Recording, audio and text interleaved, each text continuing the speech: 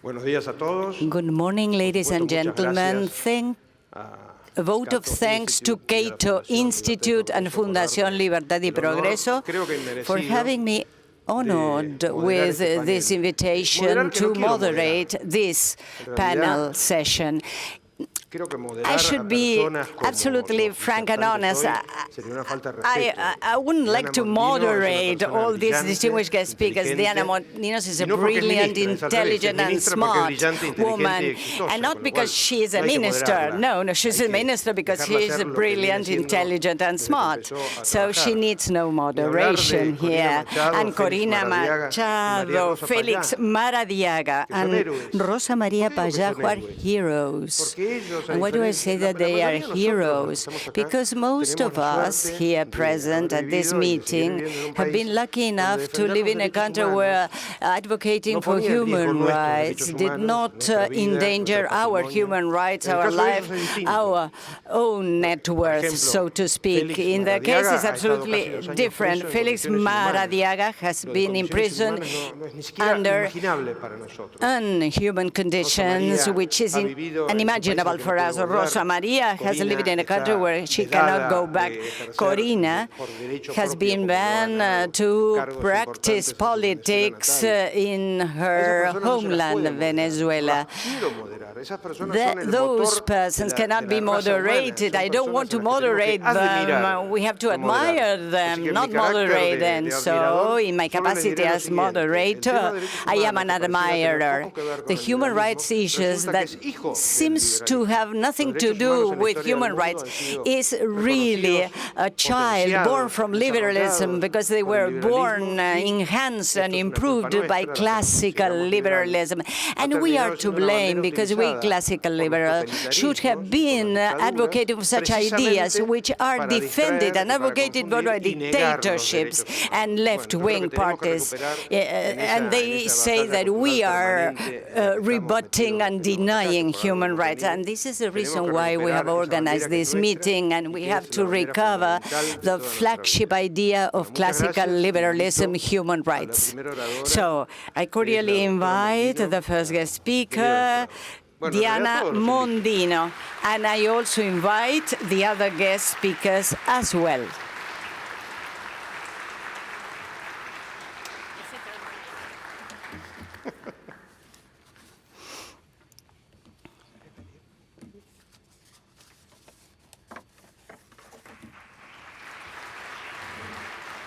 Rosa María Payá. Rosa María Payá,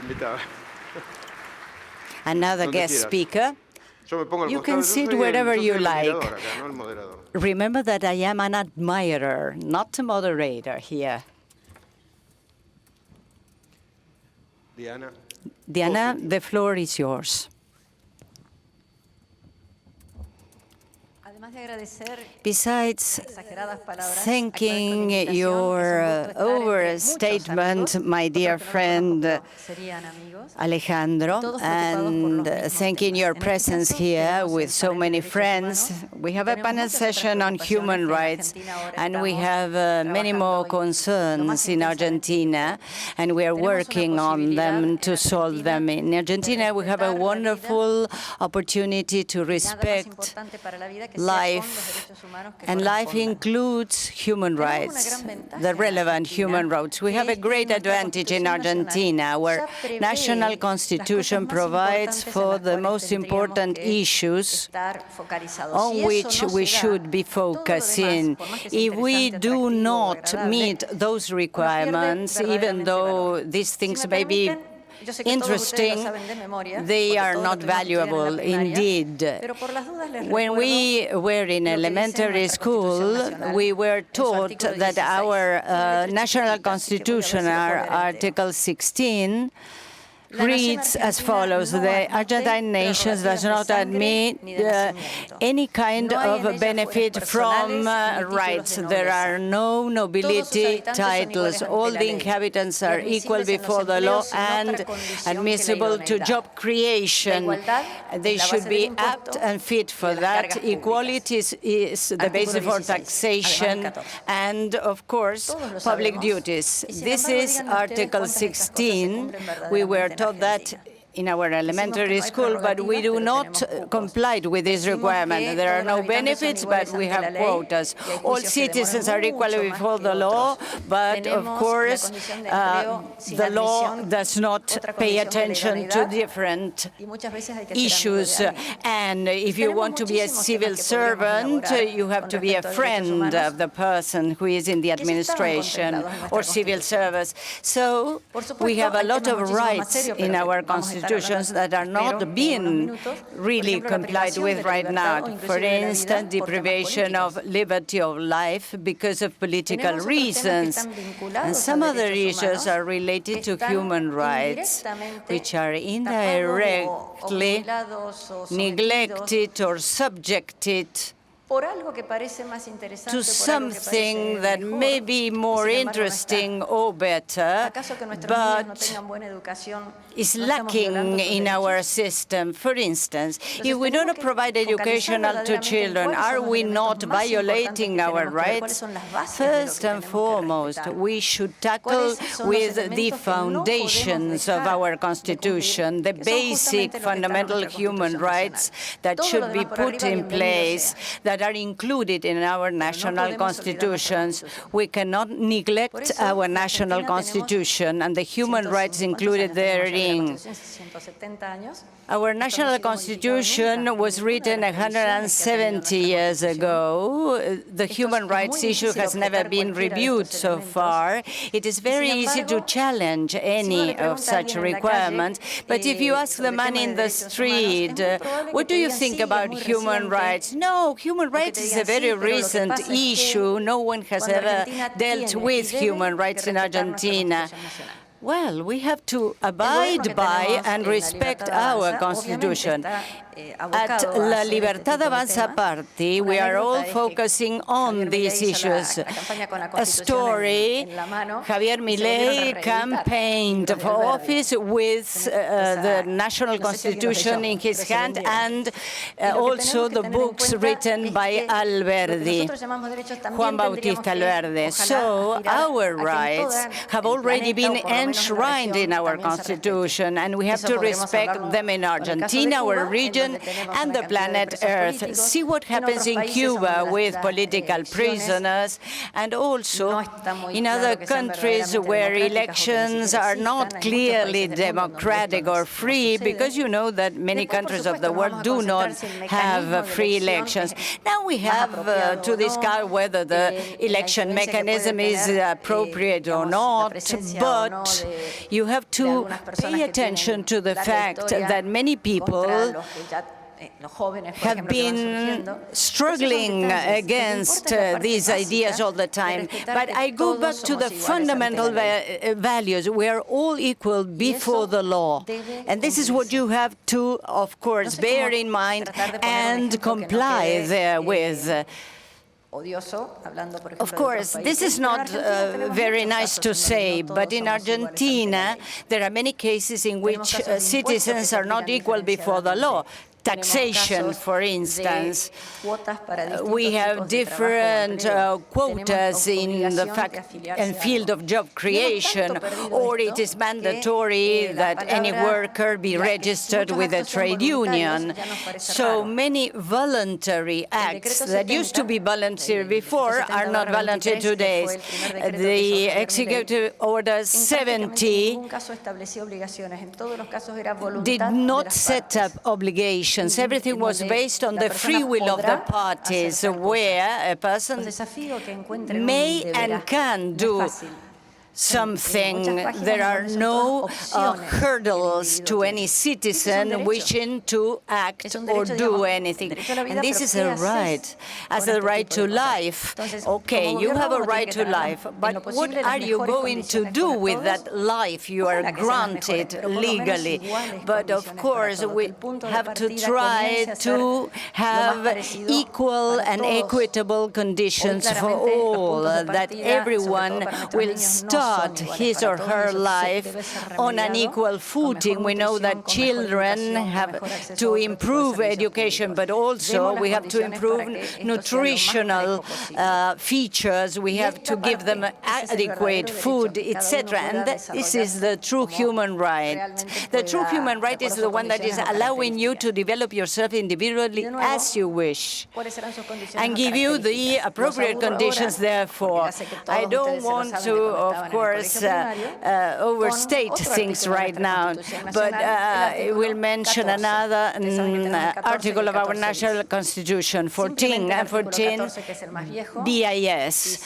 The older one, Article 14, says all the inhabitants of Argentina enjoy the following rights according to the laws regulating the practice and exercise of such rights: to work and lawfully, to navigate and trade, to petition authorities, to enter, remain, and exit the Argentinian territory, to publish their ideas in the press without censorship, prior censorship, to use and dispose of property, to associate freely, to have free religion and worship. This used to be complied with in Argentina before, but we have to regain the power of abiding by these rights right now in all the Argentinian territory.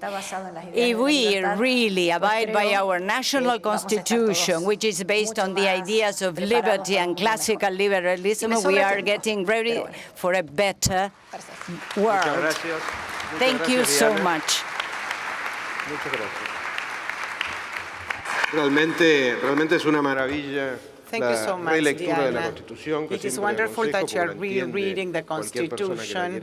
Anybody willing to read will understand it. It is available and it's very wise. Si no me equivoco, If el I'm not orden wrong, que ha previsto la following the organización order es que ahora escuchemos provided un by mensaje the organization, we should de listen María to Corina María Corina Machado. Así que So a los técnicos del I sistema ask the los systems invito people a to please proyectarlo. show us María Corina Machado's video. Esta no es María Corina. This aclaro is por las not dudas. María Corina, in case you María. didn't realize.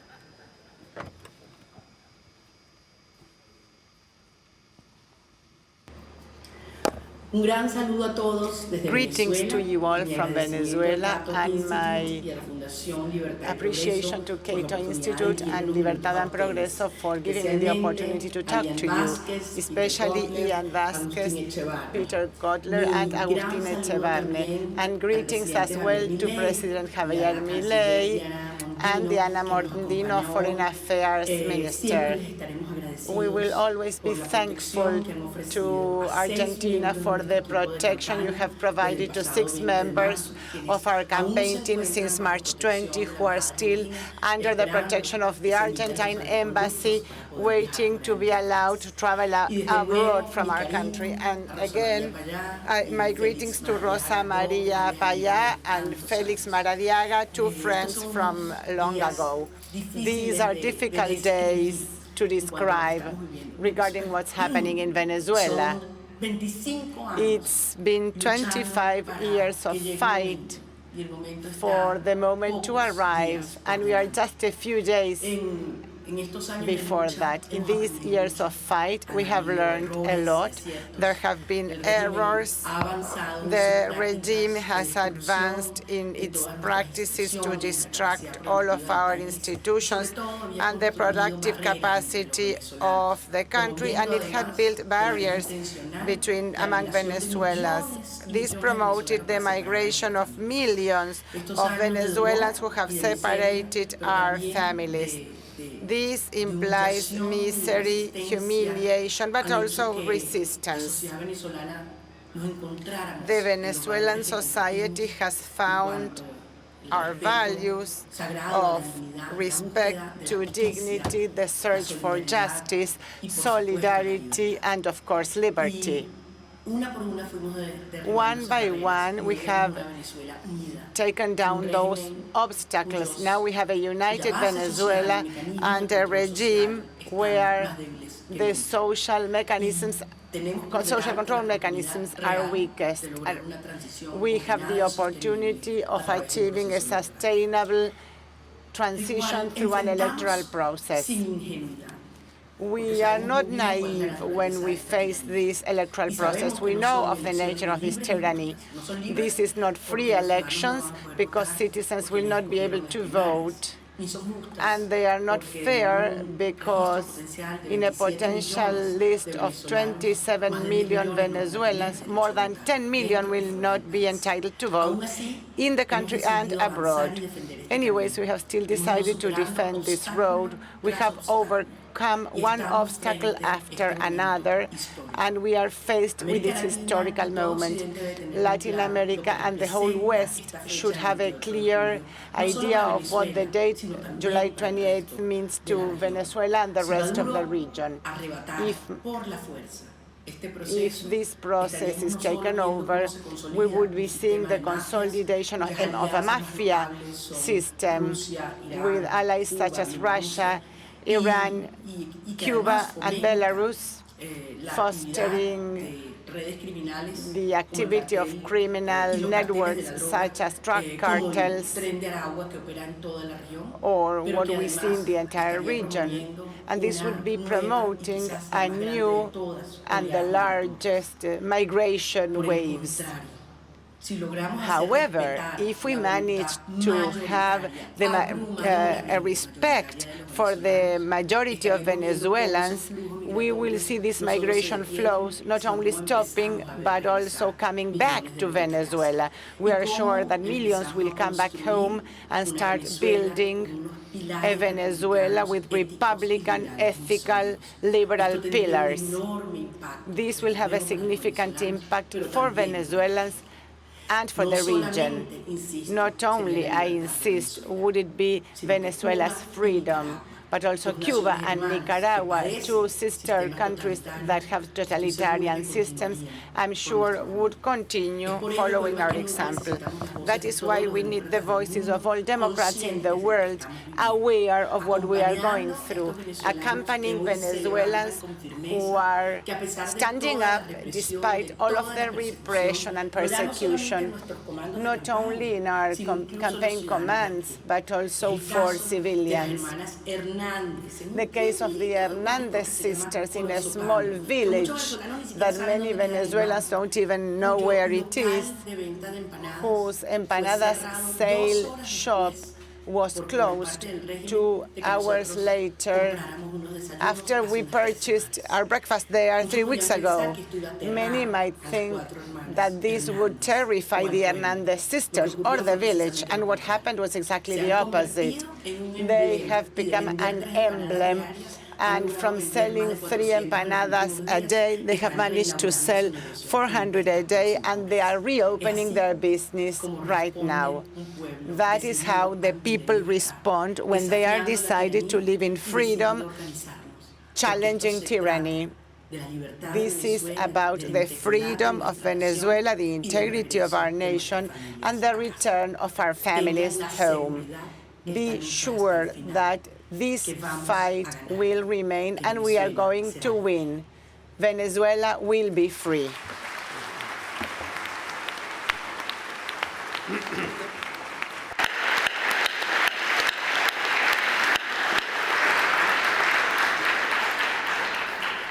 Muchas gracias. Muchas gracias. Thank you, Corina.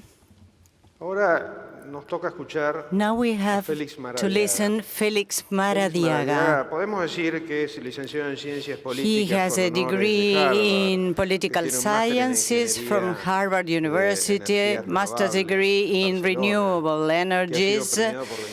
He has been recipient of awards by human rights organization with the summit Courage Award in Geneva. But the most outstanding feature of Félix is the fact that human rights is a struggle where he is putting at risk his own human rights, because he has been imprisoned in a maximum security jail under inhuman conditions. We are debtors to Félix, because listening to him does not only mean that he's going to share his experience as a front runner, as a foe and opponent to Ortega, but a person who is giving us human rights as a gift. Félix, the floor is yours. Thank you. Thank you so much. I am highly thankful to all the Argentinian people, and particularly to President Javier Milei for their inspiration for us classical liberals all over the world. My thanks to Ian Vázquez, to Cato Institute, Gerardo from Fundación Libertad, and Minister of Foreign Relations, Mondino. I'm highly honored to share this room with María Corina, a sister of mine, and Rosa María, who I don't know personally, but I met her father, and I am in contact with her on a remote basis. So sharing this panel session is an honor for me. Your father, Rosa María, would be so proud of you, because you have inherited his ideas and you are continuing them. And so, again, a vote of thanks to you all.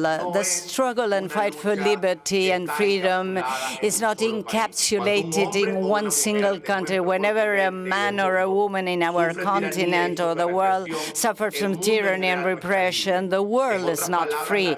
In other words, violating fundamental rights of any person means violating the rights of all mankind, because there's a natural trend for us human beings towards individual dignity, freedom, and liberty, and there can no be any respect for human rights, collectively speaking, where individual freedom has been violated. Talking about the case of Nicaragua, less than 7 million inhabitants, a nation in Central America, a small country, as Rubén Darío mentioned, an admirer of Argentina, a nation that is small, but we dream of it a big and large.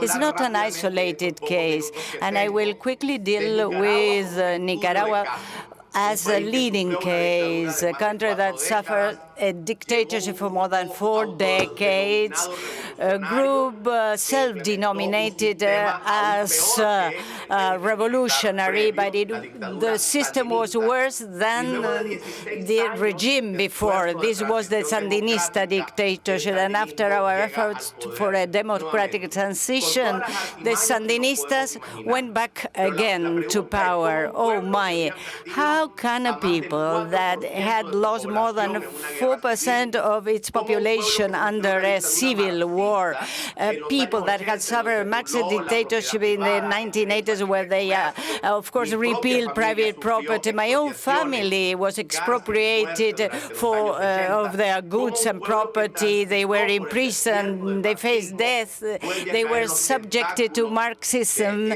fell under the claws of that evil regime, the Sandinismo regime. It is not something that is related to poor countries with low rates of education. This is also why I admire Argentina, a beacon of hope and intellectual development for Latin America, which was on the brink of collapsing concerning freedom rights, because the struggle for liberty and freedom in Argentina has been an example for us in the Americas, because we from Nicaragua, Cuba, people from Bolivia have been wondering so far if liberty and freedom is lost in Argentina, which has been one of the most developed countries. What kind of hope can we have in the rest of the Americas that we're facing the ghost of tyranny and Marxism? In the case of Nicaragua, Daniel Ortega took office in 2007, and the first thought about his coming back to power was that the transition to power was incomplete. He bartered property rights upon the idea of a reconciliation, but there was no democratic civil control of the military forces. There was no process of justice against the perpetrators of crimes against humanity. So reconciliation and social justice were used as an excuse for Ortega to sow the seeds of tyranny, which took hold of Nicaragua. This is a lesson for all countries. The fight for liberty and freedom should be unequivocal. No trade-offs, no complexes. We cannot barter or trade off liberty. We classical liberals have a long-standing tradition of tolerance, but this does not mean that we are not open up to dialogue, communication, and building alliances, but alliances with those who share the fundamental ideas of liberty and freedom. The people of Nicaragua went to the street, and in less than 50 days, a regime that had killed more than 350 people, 55% of them university students, many of them minor children, killed journalists, 2,000 people jailed.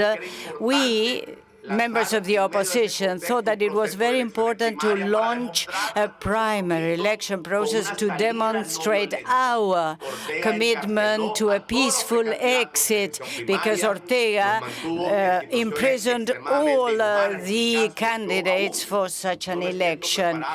Even myself, I do not feel that I am really ready to speak about such an evil situation, because the regime, I don't want the regime to claim that we are saying that we are victims to them. No, I have decided not to adopt any other nationality or any condition of a person who has been deprived of his nationality.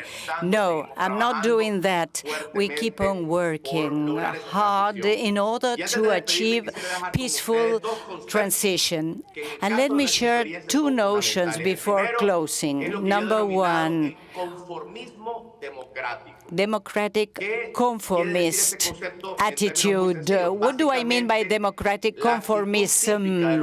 The typical attitude of traditional politics in democratic transitions is not to go deep into the reforms. That mediocre and conformist attitude makes the world have a wave of 18 years of democratic backward position. Due to this conformism under transition processes where we have all the opportunities to put in place deep reforms, they have stood halfway because they have traded off with collectivism, populism, and they have not consolidated long-term democracy. Number two, the ecosystem of dictators, as María Corina mentioned, the head of the snake of this dictatorship is in Cuba, Havana, as a base for spies and counterinsurgency to fight against democratic institutions in Latin America. So the solution to democratic conformism is classical liberal bravery, and the antidote for the ecosystem of dictators is an ecosystem of democrats, based upon the ideas of liberty, where whether it is placed in Brazil, Mexico, Bolivia, Ecuador, Guatemala, Cuba, Venezuela, Nicaragua, We should be there also. This is not an isolated struggle. My vote of thanks to Cato, to Fundación Libertad y Progreso, to the nation of Argentina that have been supporters as a safe haven for Democrats all over the world can feed on that ideas and that inspiration. My deep gratitude to you all, my family, my wife Berta, and please remember that political prisoners in Nicaragua are yearning for their liberty, and we have to add up more voices so that 150 people that have been kidnapped in Nicaragua, more than 500 people killed by Ortega, can be taken to the courts of justice. We are now conducting a lawsuit against Ortega with huge moral implications, and we think that this will be the very first step for a very long road, and narrow road is the only dignified road to any human being, the road to freedom. My gratitude, my vote of thanks, my admiration. I am here with you, with the ideas of liberty on a remote basis, walking together, hand in hand. Thank you. Thank you so much. We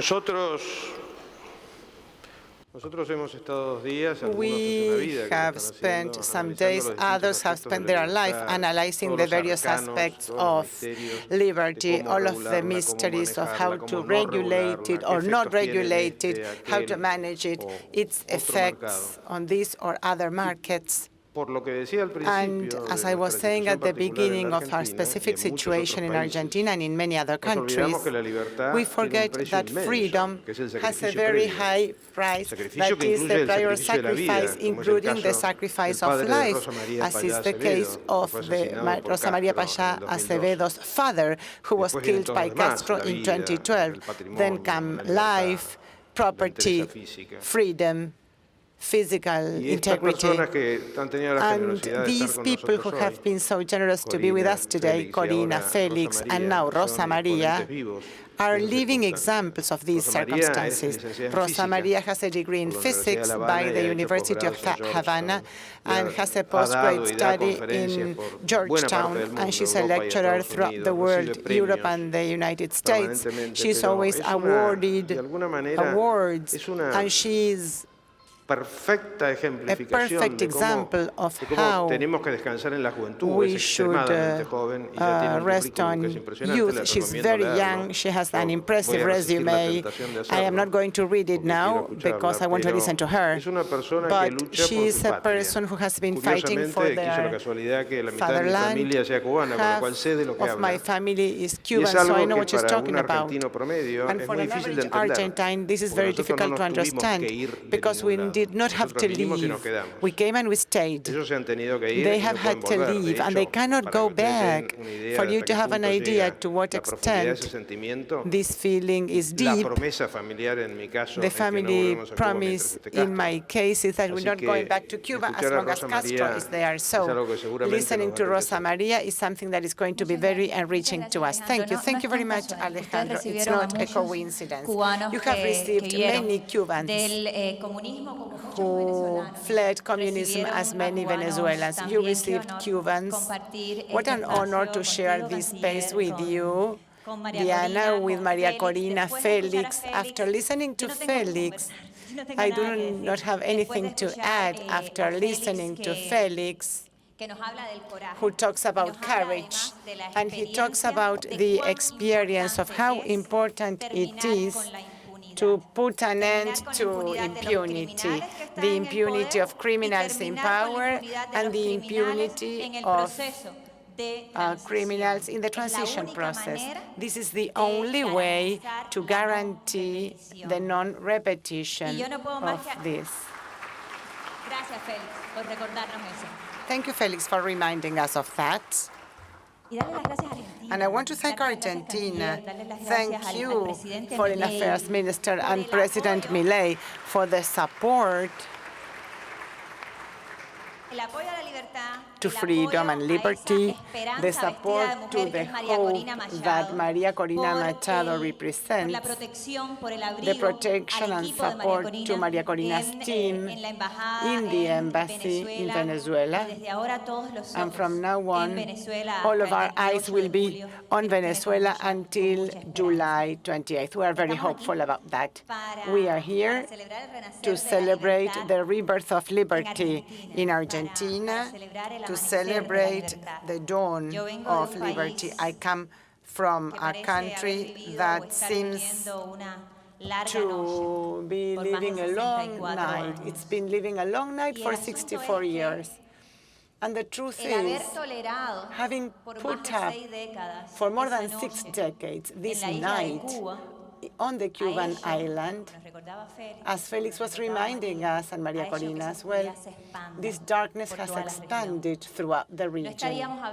We would not be talking about the collapse of democracy in Venezuela and torture centers in Nicaragua and the lack of stability or attempts to destabilize each of the democratic liberal regimes in the region if it weren't because of the Cuban regime. For us to have an idea, as of today, the Cuban regime still controls military counterintelligence in Venezuela. The torture manual used against the military in Venezuela or against the youth in Nicaragua has been written by the repressive Cuban forces. The authoritarian octopus that we have seen advancing in the region as socialism of the 21st century is led from Havana.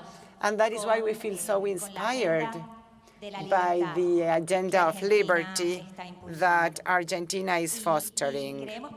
And we deeply believe that this agenda of liberty will not only be the agenda of liberty for Argentina, but a continental agenda for liberty for all peoples of the Americas, an agenda of liberty that will be complete the moment the goal is Cuba's freedom. And with it, the dream that I think is increasingly realizable of having a free Latin America, a Latin America free of tyrants, of dictatorships. The moment is now. My country is faced with a profound humanitarian crisis. You must have heard that Cuba is a tourist paradise. The truth is that it's a prison for Cubans. You may even have heard that the regime is changing, that there are entrepreneurs in Cuba, that there is a private sector in the middle of tropical communism. It's a lie. My father was killed 12 years ago, dedicated his life to the recovery of freedom. He represented that alternative to totalitarianism, and that is the reason why he was killed. My father used to say that there cannot be free market where people are not free.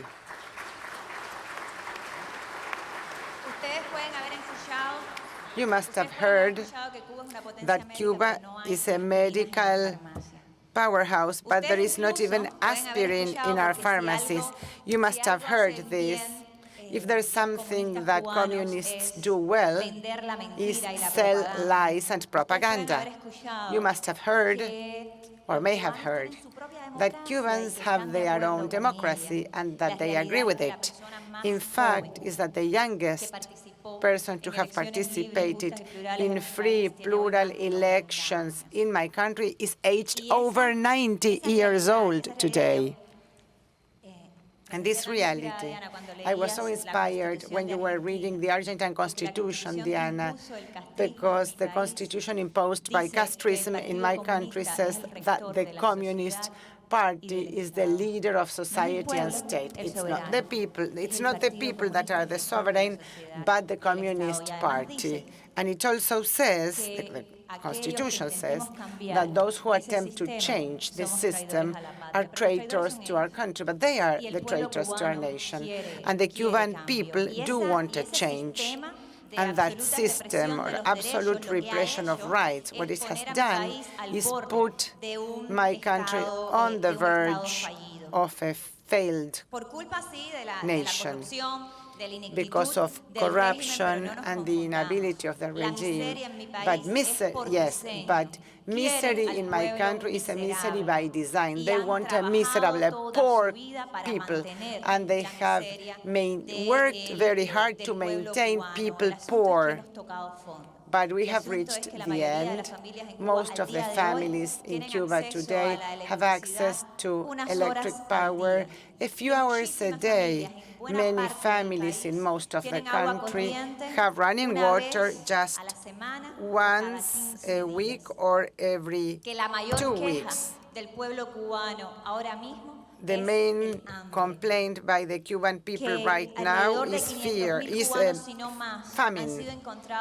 More than 500,000 Cubans have been found in the southern border of the United States in an operation of regional unstabilization and pressure to the United States. This together with Daniel Ortega, who is a disciple of castrism.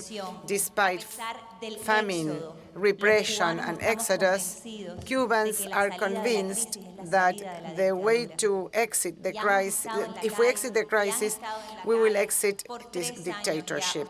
And people have taken the streets for 3 years. You must remember 2021 demonstrations in July 2021. There were even more in 2022 and 2023. And in March this year, people were requiring a change of the system. From our initiative, from Cuba Decides, what we attempt to do, following my father's legacy, is to provide a road for this change to be orderly, to return sovereignty to the Cuban people in a plebiscite, to put an end to that constitution that is a sentence to death and to advance to transition. But we are advancing without ingenuity, without being naive. We know that dictatorships only respond to pressure, and pressure is being generated by people on the streets, and we are giving our life for this. But this pressure has to be combined with the pressure of the international community, of free nations as Argentina, to force criminals in power to subject themselves to the sovereign willingness of the Cuban people.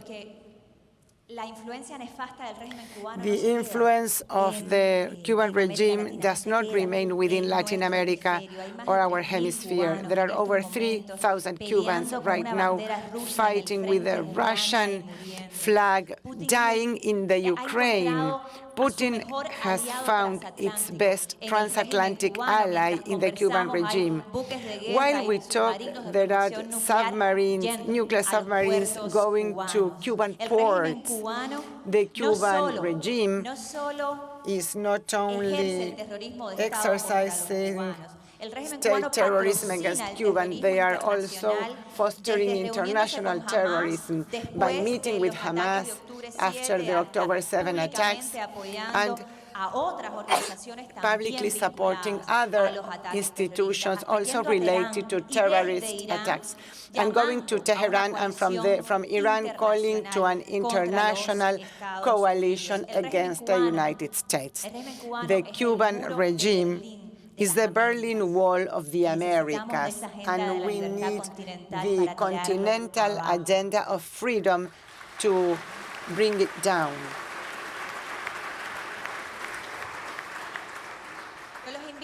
I invite you, and I know many are doing this, to please remember political prisoners and demand the unconditional, immediate release of 1,100 political prisoners. There are more political prisoners in Cuba than in the rest of the continent altogether.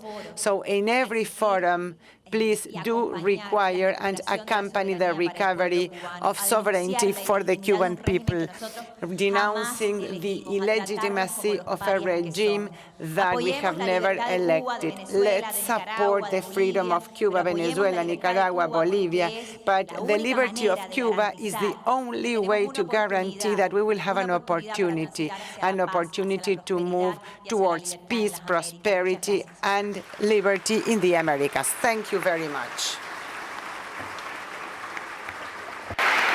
Muchas gracias, Rosa María. Es importante, aunque pareciera no tener demasiado que ver, que haga una pequeña historia familiar. Les comenté que la mitad de mi familia era cubana. Ustedes dirán, raro, no es común, pero vale la pena explicarlo para complementar lo que decía. Half of my family is of Cuban origin. My grandfather, an Argentinian, the younger of 7 brothers, decided to go to Cuba because in 1915 in Spain, his parents were Spanish, were something that was said as an example, to be rich. There was a saying, to be rich as an Argentinian, to be rich as a Cuban. The myth of a Cuban country that is poor. Cuban was not a poor country. High level of university level in 1915 with a very high GDP ratio. But after Batista, who was a dictator, soft dictator compared with communist dictators such as Castro. When Batista wanted to become a member of the Yacht Club in Cuba, did not close down the Yacht Club. Well, we have Batista first and then Castro. And Rosa María told us that this has to do with our country because Cuba supported all terrorist movements in Argentina in the 1960s.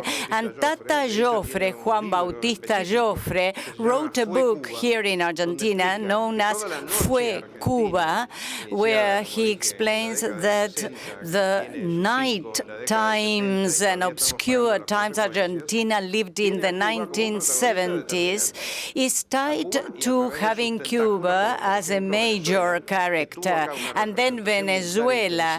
Here we had a military representation from Venezuela during the Kirchner government in downtown Buenos Aires, Paraguay and Esmeralda Street. So as you can see, they were present in Argentina. Please do not forget that the struggle for liberty is our constant, undenying goal. A German man, a Prussian one, wrote The Fight for Liberty, Jering.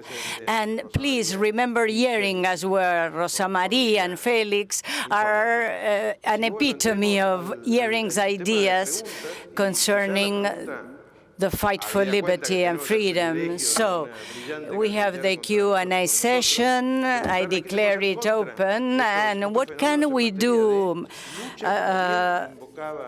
concerning human rights, my dear Diana Mondino, in order to fight against impunity and, of course, end with all these dictators? Oh, my, this is a very difficult question, because if we knew what we have to do and what the solution would be like, we wouldn't have repeated all this in this situation over the last 100 years.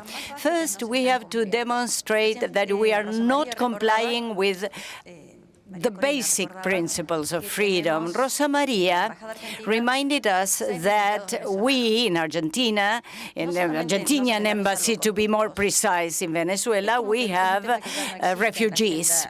So this topic has not been included in the Latin American agenda, but they are violating the Caracas Treaty. So In the very same country, Venezuela, where the Treaty of Caracas was signed, they are not respecting human rights, because at our Argentinian embassy to Venezuela, we have political prisoners that are refugees. I mean, not political prisoners, but members of the opposition party. So we speak about prosperity, we speak about freedom, but it is the Venezuelan government who is supporting all these policies, as it happens in Nicaragua. Of course, they are the winners because they are not being engaged in free elections. They are not permitting or allowing to have free elections. So we have to recover the fact that these are the fundamental principles, and we have to help the Venezuelans that are in our embassy. So the important thing is to, of course, spread the word without installing myths. We have to debunk myths. And let me share an example with you out of Latin America. Queer for Palestine representation. What does it mean, queer for Palestine? Many people do believe in those moves, and we have to explain once and again what our ideas are. People get bored. Then we have international bodies and agencies. Sometimes they are co-opted, but they have no decision-making power. So what should we do? Each one of you, each one of us should be working individually, because if we rely on international agencies or any other kind of vehicles, we are not going to find the solution. Let's work together, and let's work together with the people that share our ideas. Rosa María, which is your perception, because you travel all over the world, spreading the word, I mean, the awful word of liberty being lost in Cuba. In Argentina, when we refer to this problem, is the cultural struggle, and classical liberalism has lost vis-à-vis the myth of communists. Well, no, wait a minute. You have not lost definitively and finally. No, this is temporary, because we have a clear example right now that Argentina may win the war. I come from a mega machine that is producing lies all the time. Cuba is a wonderful country. We Cubans want to be free. The oppressing and repressing regime is the myth creator, and one of the most important myth creators who transformed a killer of Cubans like Che Guevara as the icon and epitome of good life for young people. That's the greatest lie we have ever heard. Of course, this struggle and battle is hideous, intense, awful, but we deal with facts. We deal with real information. We are not producing lies. We are building truth, and we have to make use of each vehicle and instrument that we have at hand, from mobile phones up to international fora. So, as Diana Mondino mentioned, sometimes the struggle is very unequal, even at international fora, because the Cuban regime producing lies all the time, working in coordination with Xi Jinping, Putin, Iran, has been working against the ideas of liberty for 60 years, creeping into different countries with these hideous ideas, left-wing propositions, extreme left. This is an evil machine which is responsible for the fact that a country like Saudi Arabia is the chairman of the Assembly for the Women's Rights at the United Nations, and it has been for 5 periods in a row as a member of the Human Rights Council, UN, United Nations. So, please, we have facts at hand.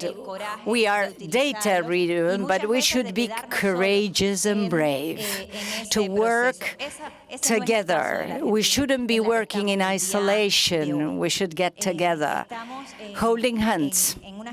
And here we are witnessing that Argentina wants to advance along the lines of an agenda based on liberty and freedom.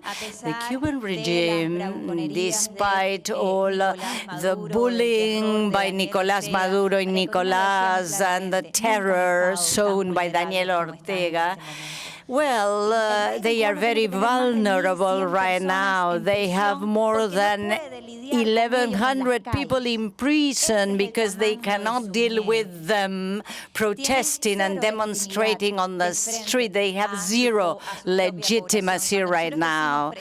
And when we speak about exerting international pressure, we concretely and specifically refer to a group of families that are holding power that is being fueled by a body of intelligence that has been successful in destabilizing Latin America. They are always moving their threads at the international front. So there is a very pure threat that is being put on our heads by them. They are having the people subjected to their own will, evil will, but they cannot manage people that is going out into the street.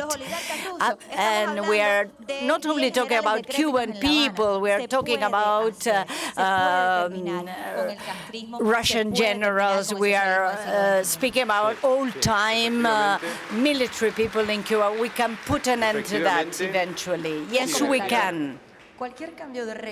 Any change of regime implies high costs, and this means that people are aware of this. We used to have a regime here in Argentina that was not working.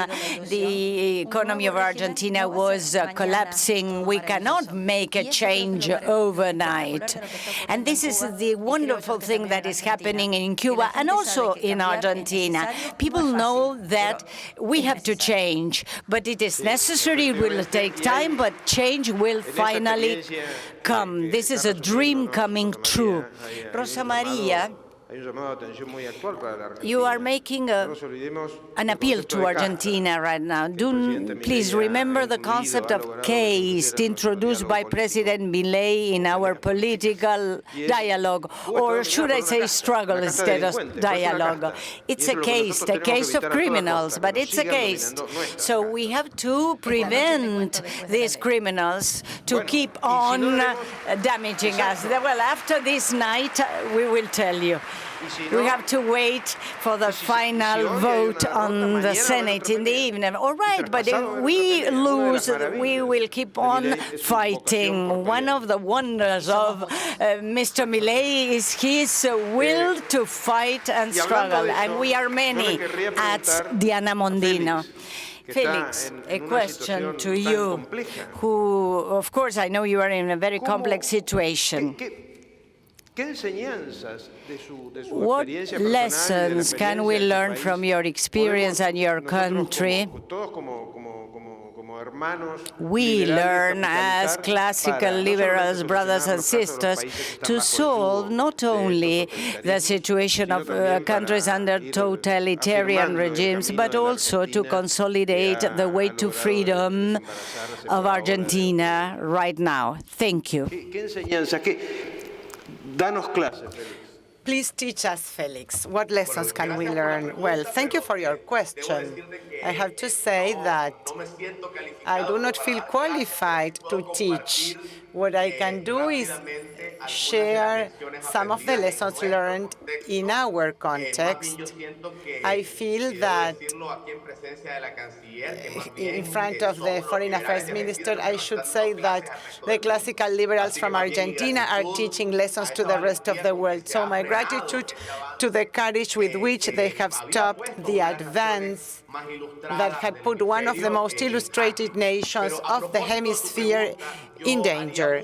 Now, let me make a very special reflection. I will talk about the pedagogy of liberty. Sometimes our mistake as classical liberals has been that precisely because ours are so powerful ideas, but they are not sophisticated, these ideas should be natural to any reasonable human being: the right to life, to happiness, to private property, the limitation of power, the sovereignty of the people versus a state that is necessary to have it limited to administer public policy. But the essential protagonist is the individual. The one to generate employment is the private sector. These ideas are not ideas that are assumed organically if they are not defended with strength. And the big lesson learned is rather what not to do. In the specific case of Nicaragua, we assumed that democracy and freedom were concepts that people would incarnate spontaneously. When Sandinism worked for 16 years in a populist message, constantly questioning democracy, pointing out that democracy gave no results, that democracy was affecting equality, affecting the poorest. All data say the opposite, but Ortega in 2007 had the opportunity to assume a state very different from 1990. In 1990, Ortega left Nicaragua with a per capita income similar to that in 1946. Nicaragua went back dramatically in all of its indicators. In 2007, there was a country without external debt, and this was celebrated as an economic miracle. My second reflection is the concept of caste or casta, and that's very clear. In Nicaragua, the Sandinist front went back to power hand in hand with some important economic groups. And it's a big contradiction because we would assume that those who call themselves socialists would not like capitalism, but it's actually the opposite. True capitalism, the free market capitalism, did not exist in Nicaragua. What existed was an alliance, a quite corrupt alliance between the state and some economic operators. And that's a second big lesson learned. The enemies of liberty are not just the socialists.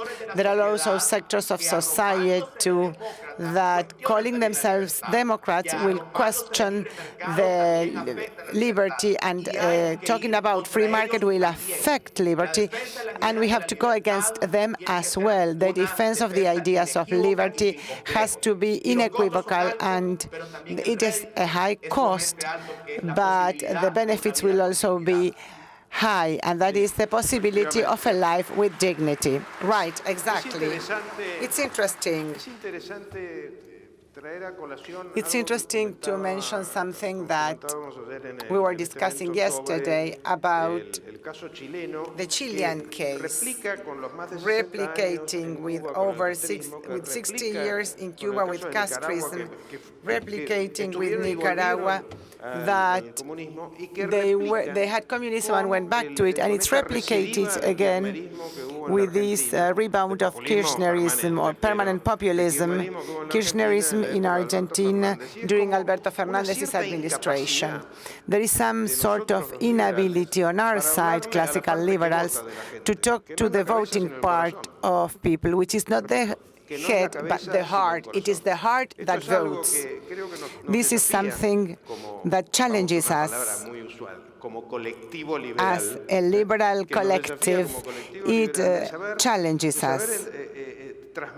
We need to convey to people that it's not about proposing the liberty that we will all sleep under a bridge if we want to, because that is not the offer of liberalism. What we offer is progress. Classical liberalism offers human rights, true human rights. And the offer of liberals is to be better today than yesterday and to be even better tomorrow. So how do we overcome this high degree of intellectuality that we have and convey this love for freedom that we have inside of us? What do you think, Diana? What about this challenge that we have ahead of us? I fully agree that there is something related to what you feel, but within feelings you also have fear, fear to lose something, which may not be true, fear of the unknown, and envy. So we have to work against that as well. What classical liberalism proposes is the opportunity, the possibility. You're right. But you also have to be responsible. And that is what we have to see. What is the definition of politics? Who pays what services? But in Argentina and in many other countries, in the cases we are mentioning, who pays for the services that are only available to 10 families? So it is there that we have to have a clear discussion.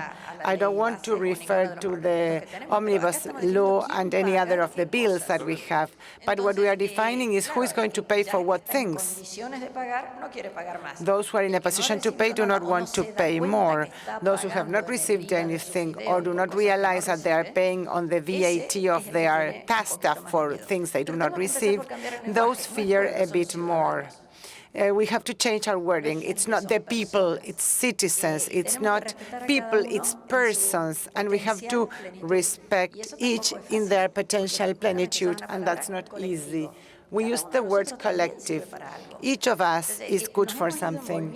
We have been involved in a series of ways of expressing ourselves that have taken freedom away from us. Let's go back to the basic Christianism, to free will, and there everything will be better. And that would be the wonder of recovering our Constitution. One question, Rosa Maria. This huge, successful Cuban community that are living in the United States, who have been living in the States for 2 generations, are they involved with recovering Cuba? Yes. Yes, they are. And incredibly, this relates to what Foreign Affairs Minister was saying, and also with what Félix was saying. You have heard, my grandmother is 95, and that was the last generation to vote in free elections in Cuba. Adolescents who go out to the streets screaming freedom or liberty, and who know they will face the most brutal repression, do not have this experience, have never had this experience, but freedom is an intrinsic will for human beings. José Martí used to say that you look for freedom even if we don't know that you're looking for it, and you flee from where it's not available. And all of these movements in Nicaragua, Venezuela, we were hearing María Corina, in Cuba, in Iran, all of these movements are accompanied by an epic,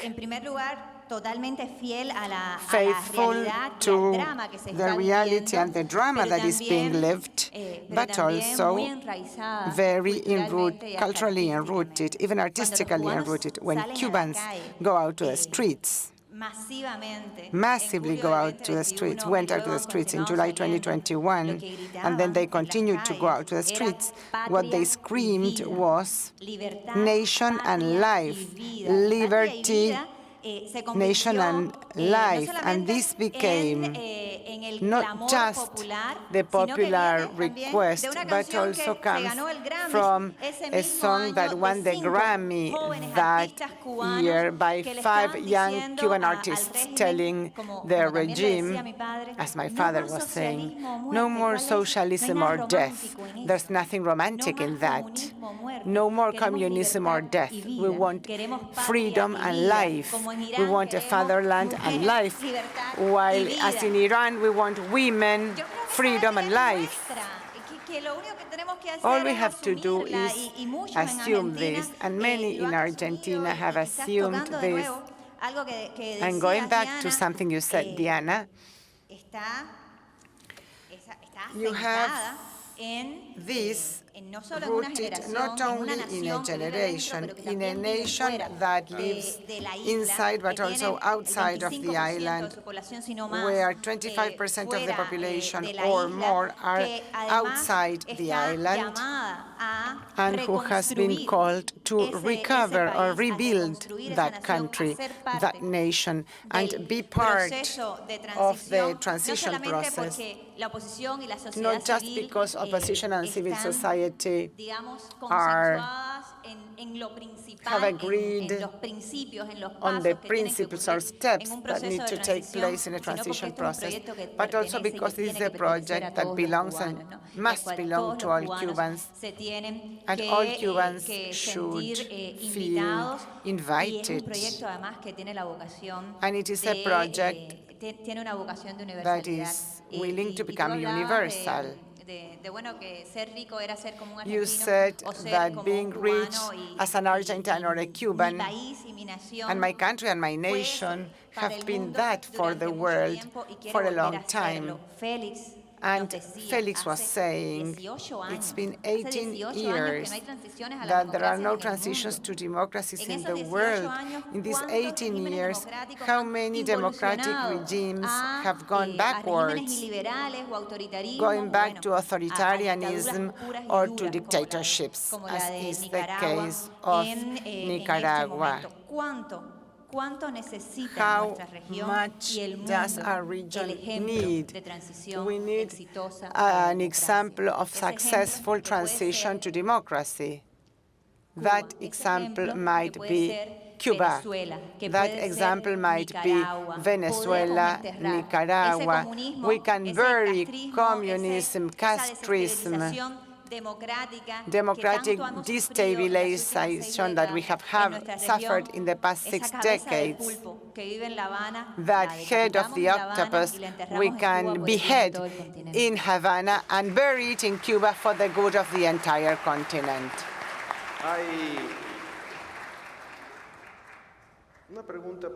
I have a question for you, Diana. Maybe it's out of ignorance, but I am quite confused by this sort of ultra-right accusations to whatever non-leftist regime wins in the world. Isn't there a cultural war that is being unleashed by castrism? Is everything ultra-right when it's not left?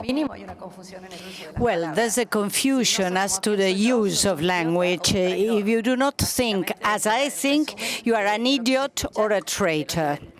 This is the message that is conveyed by many leaders right now. Now, if you're right-wing, who cares? There's nothing wrong. Oh, please, beware of voting for right-wing parties. No, we are creating meanings that are meaningless. In Venezuela, they are going to hold elections. Are they truly democratic if a candidate like María Corina Machado cannot participate? Are they free? Yes, I know that no country has an absolute, perfect, free election system. But I mean, banning candidates from the election, that's another story. This takes time. Changes take time.